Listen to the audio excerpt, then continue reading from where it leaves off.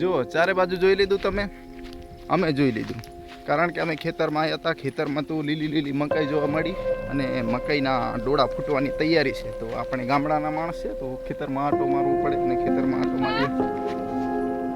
કંઈક જ્યાં હશે હું પપ્પા કરતે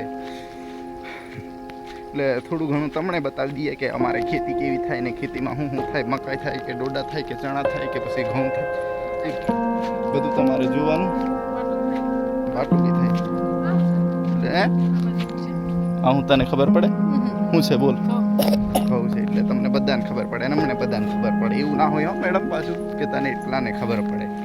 એટલે ચારે બાજુ જો કેવું ગ્રીન ગ્રીન લાગે ને, બધી બાજુ મકાઈ જ છે અને મકાઈ હમણાં તૈયારીમાં જ છે ડોડા આપવાની. એટલે મિત્રો તમે અમારી ચેનલ પર આવ્યા છો અને વિડીયો જોવો છો તો લાઈક કરજો, સબસ્ક્રાઈબ કરજો, શેર કરજો. ચાલુ દેવું તો આજે દઈશ લે પકડા મુશ્કેલ હે. મેં થાકી ગયો.